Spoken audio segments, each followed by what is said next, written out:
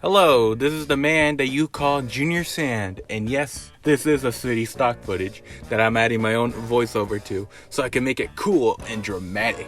There's also some editing subtext that follow everything I say, because this is now a funny moments video, where I say something offensive but pause the music so I can cut to the next thing, which is a mukbang. Here's me eating something in a bad angle because I don't want to show my face because I'm an insecure bitch, so I make commentary videos about films that I watched in March, like the start of one of the greatest trilogies out there. This movie really helped bring Batman back into the big screen, as he wasn't really seen as good anymore because of this. But Christopher Nolan did it and made a good origin story movie. It really gets to show Bruce Wayne develop and show his backstory, as this is the first kinda time we get to see his backstory on how he became Batman. And funny enough, I cared more about Bruce Wayne stuff here than I do Batman.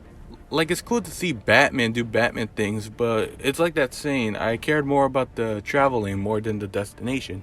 Liam Neeson did good as Ra's al Ghul. He really can be a badass when he wants to be, and he could be a calm badass all the time. Alfred is Alfred, but you can't really fuck up on Alfred. And Rachel was fine. She was okay. I think her actor just brings it down a bit. I think she's fine, but not good. Action scenes can be shot horrible. Scratch that. You know what? Never mind. They are horrible. But that being said, I still really enjoy this movie, and it's a good Bruce Wayne origin story. But I'm glad to see it get developed and better in one of my favorite movies of all time. It's a classic movie to watch. Do I really need to say more about this? If you watch my videos, you're probably a fan of the movie. If you don't watch my videos, you're probably a dickless virgin. Dark Knight took what's great about Batman Begins and added more to it to make it feel like a big major movie that feels giant and also small somehow. It gives a sick-ass action movie with scenes developing, with characters talks of drama, crime, and politics. It's crazy how much this movie is so memorable, so impactful, and so real. With the amount of movies that are using CGI for every little thing, including just backgrounds, this movie is such an improvement from Batman Begins. From the effects, the writing, to the villain. Joker is the main reason this movie has an impact. While everything is interesting and entertaining, the real show begins when you see Heath Ledger on screen. Joker carries this movie on his broken, probably trapped back, and it shows how he can be both funny and terrifying.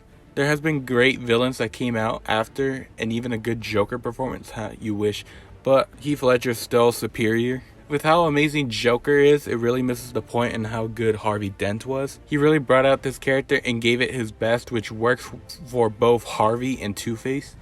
This movie may not be a true 100% perfect movie with its dumb convenience, annoying camera aspects, and this scene is pretty dumb and corny, but I still give this movie a 5 out of 5. One of the best comic book movies should have a great conclusion, which leads to a final conclusion in the Nolan trilogy, the one that would hit the nail and it went on a whelp. Don't get me wrong, I still really enjoyed it, and it's still a good movie for this trilogy, but this movie seems kinda off-putting.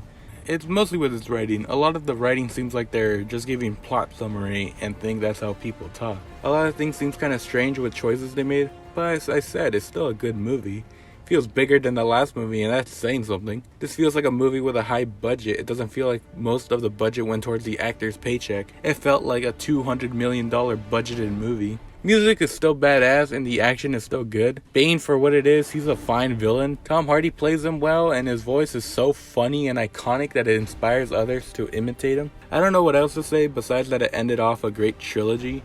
It's not a perfect movie, and it does have some bad writing. It is still a good action movie to watch. Also, fuck that reveal at the end. Why the fuck would you name him Robin, but not an actual name of a Robin? You could have said Richard Grayson, Tim Drake, anything. Not this Robin bullshit. Well, anyways, I get angry at comic book movies like a complete fucking loser. But not a total loser. Not like someone who won't stop saying they're the Riddler from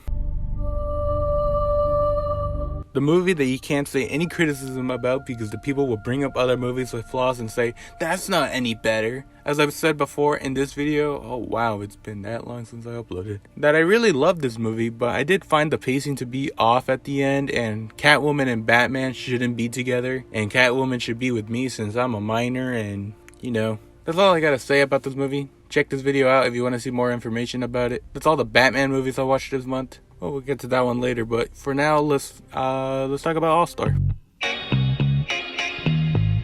An absolute masterpiece, as Martin Scorsese would say. This is real cinema, not fake cinema like my movies. Real cinema.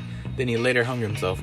Shrek is a great animated classic that really defined a lot of movies that come out today, as The Dark Knight and Sausage Party. It really stood with the time like a fine wine, like an delicacy.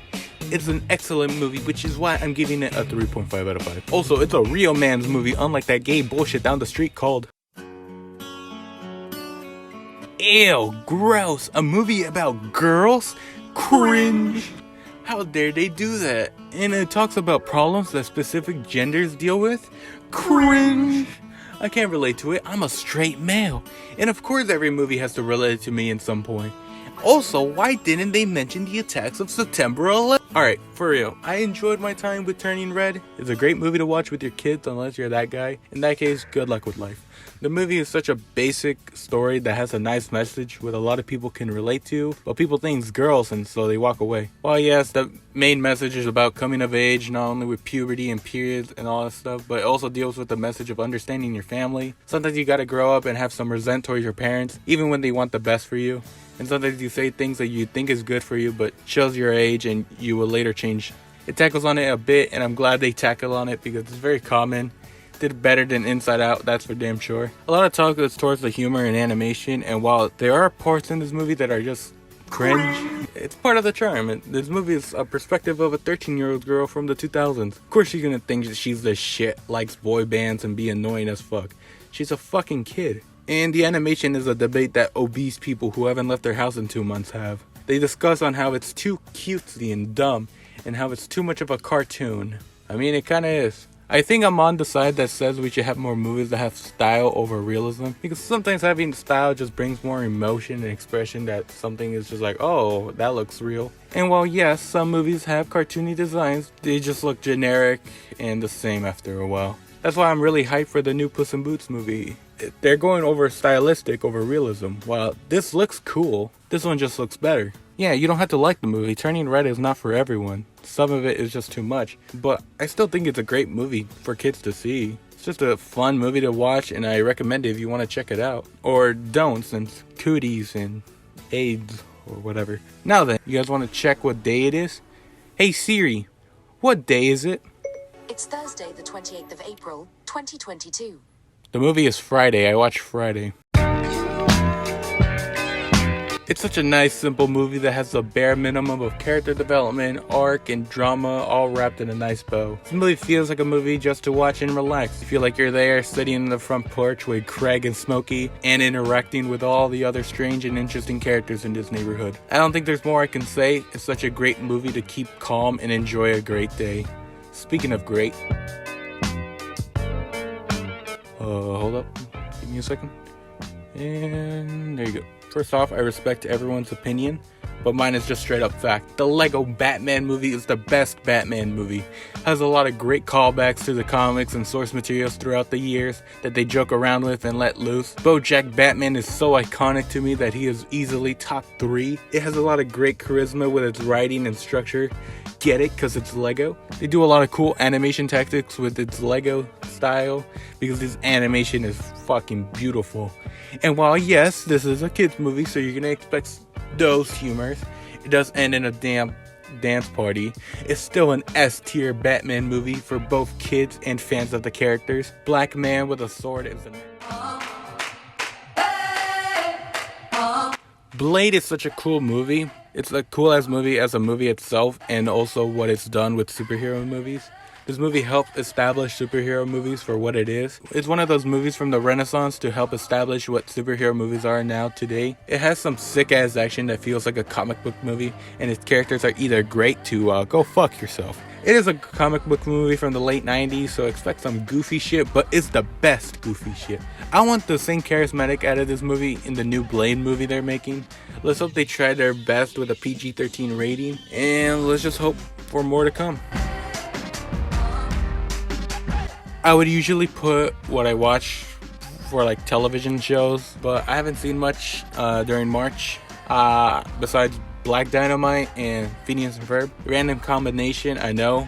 They're good, so check them out on HBO and Disney. Thank you for watching this late ass video. Sorry it took a while. It's almost fucking May and I barely uploaded March's video. April will come in August probably, and May will come in 2028. It's gonna be delay until humanity ends upon itself, and the last thing you're gonna see is a low polygon CJ floating on the screen. Take care, and remember, when life gives you lemon, make a third world kid make lemonade. The working ways.